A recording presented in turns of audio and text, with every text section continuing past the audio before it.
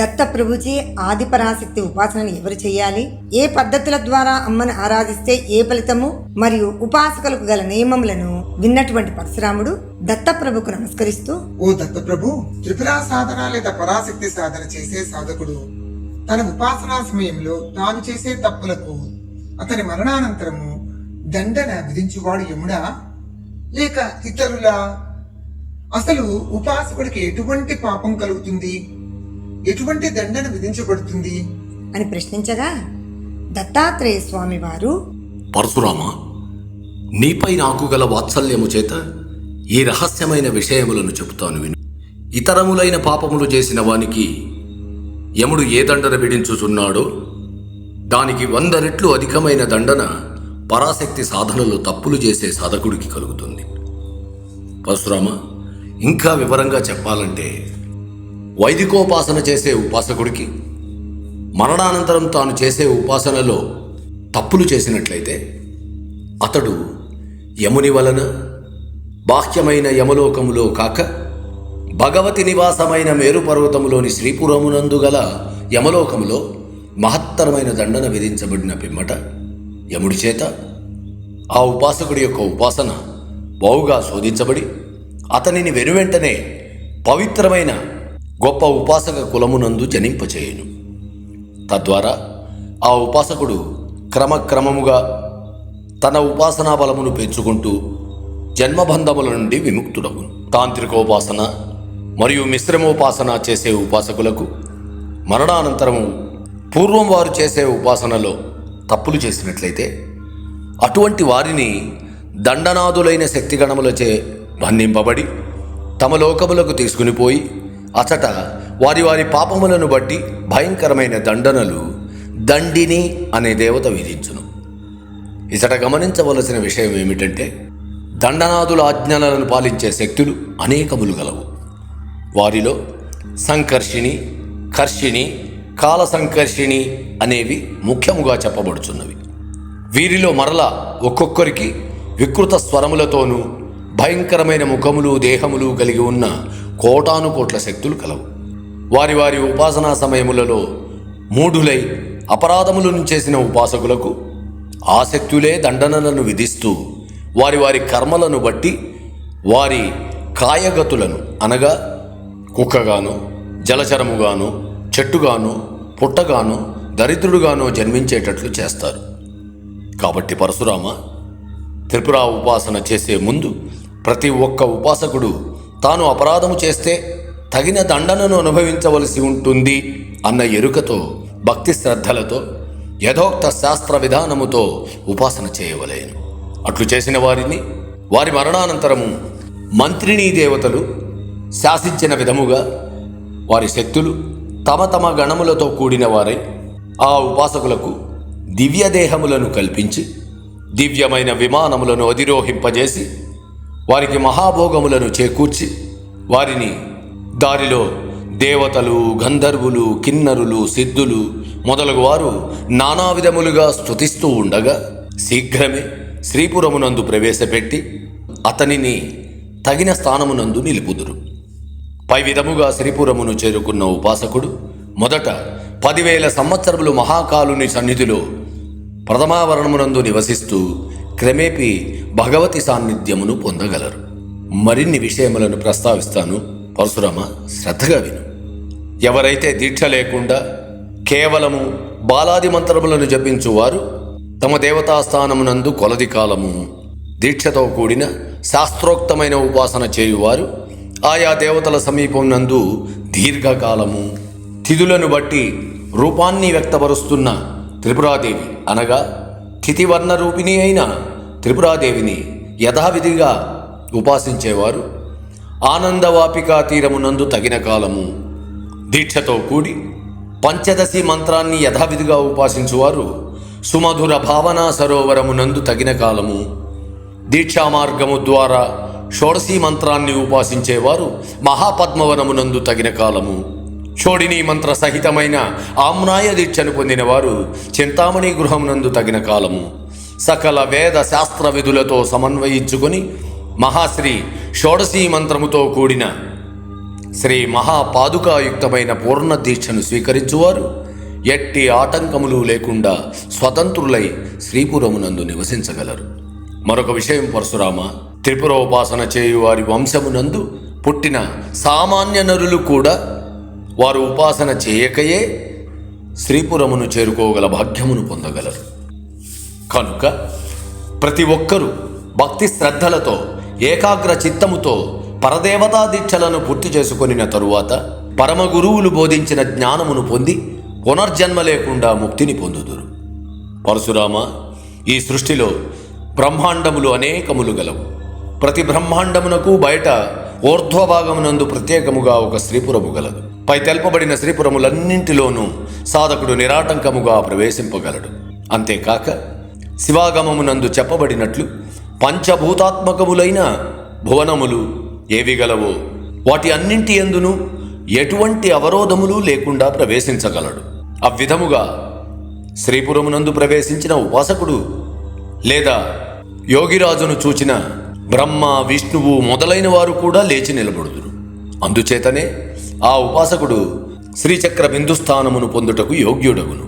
అంటే అతడే విష్ణువు, శివుడు, బ్రహ్మ, సదాశివుడు, సాక్షాత్ పరమేశ్వరుడు త్రిపురాదేవి అయి ఉంటూ ఎక్కడైనను ఎప్పుడైనను శక్తిని కోల్పోక సర్వాత్మ లక్షణములను పొంది సమస్తమై ఉంటాడు. అవ్విధముగా ఆ జ్ఞానయోగి సంకోచములను అన్నింటినీ విడిచి త్రిపురారూపమును పొంది సాక్షాత్తు త్రిపురయే అగును.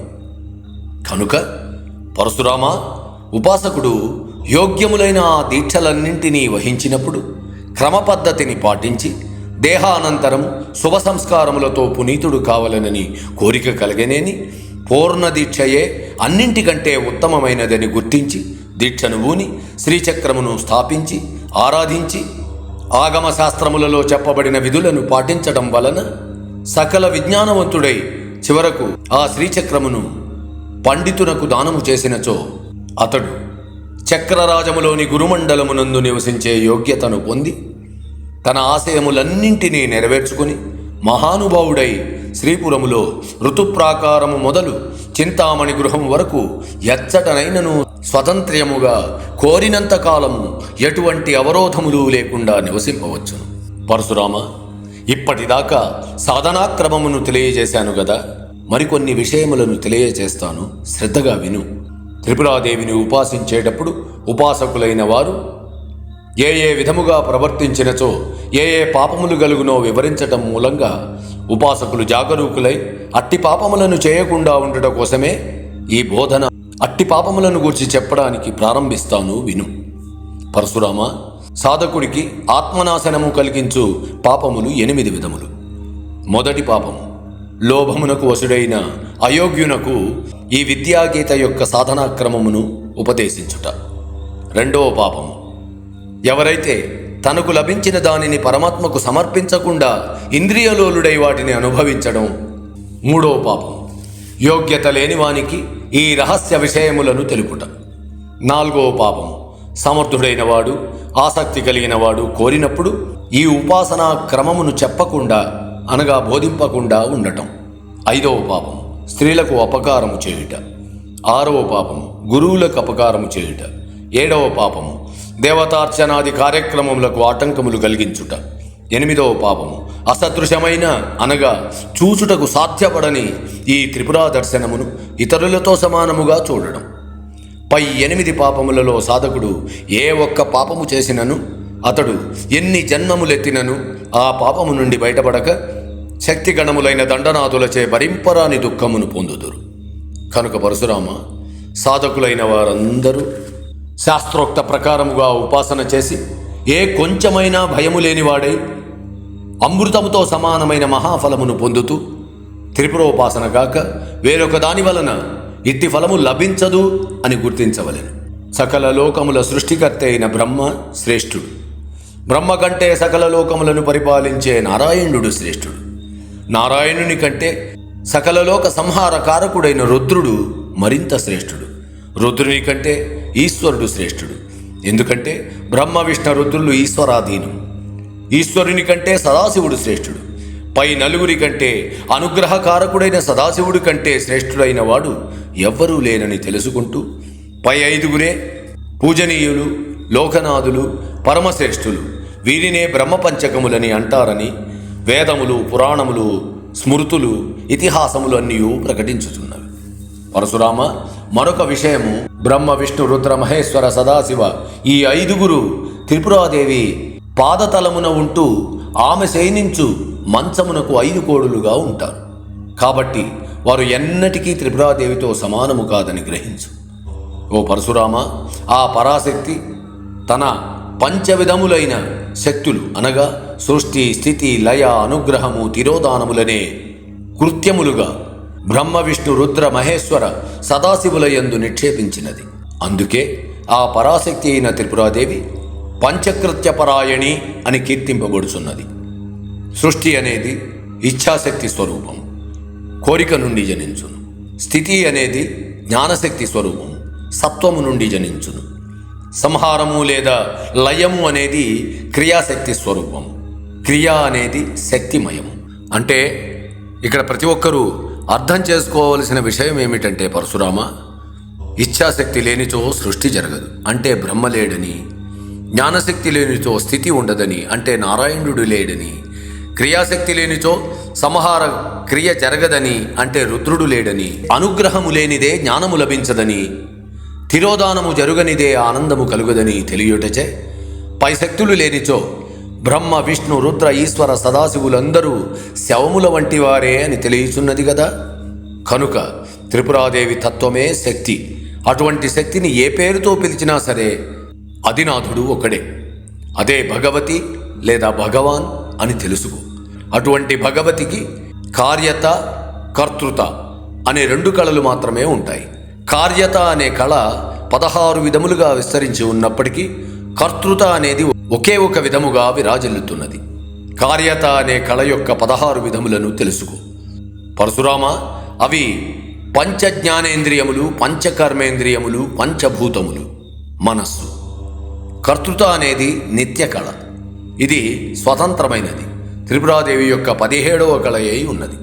త్రిపురా పరమేశ్వరియే సమస్త శక్తి అయి ఉన్నప్పటికీ ఆది దంపతులైన కామేశ్వరి, కామేశ్వరుడు కావున కార్యకళ కామేశ్వరుడై కర్తృకళ కామేశ్వరిగా చెప్పబడుతున్నది. అంతేగాక పరాశక్తి త్రిపురాదేవిని పూజించుటయే సకల దేవతల పూజ అగును. కావున వివేకము గలవారు విచారించి ఫలములను ప్రసాదించు శక్తినే పూజించవలెను. పరస్పరాశ్రయులైన శివశక్తులు పూజనీయులు.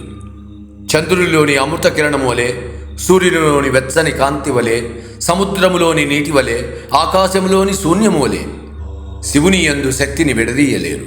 శక్తి స్వరూపిణి అయిన త్రిపుర లేనిదే శివుడు ఏమీ కాడని తెలుసుకో పరశురామ. ఎల్లవేళలా భక్తుల యందు గల వాత్సల్యముచే త్రిపురాదేవి వారికి మేలు చేయుటకు ఆ పరాశక్తి తన వైభవానుసారము అనేకమైన విచిత్రమైన రూపములను ధరించును. ఎన్ని రూపములు ఉన్నప్పటికీ వాటి యందు 10 రూపములు శ్రేష్టమై ఉన్నవి. అందులో కామేశ్వరుని ఎడమ తొడపై కూర్చొని ఉన్న కామేశ్వరి రూపము మిక్కిలి శ్రేష్టమైనది. సర్వలోకములందును ఉత్తమోత్తమురాలు, సకల ప్రాణులకు జనని, సృష్టిలోని సర్వకారణములకును మూల కారణమైన ఆ పరాశక్తిని ఉపాసించకుండా ఎన్ని సాధనములు చేయ ప్రయత్నించినను ఫలితము ఉండదు. పరశురామ, ఇది ముమ్మాటికి నిక్కం అని అంటూ అతని ప్రశ్నలకు తన సమాధానములను తెలియజేశారు.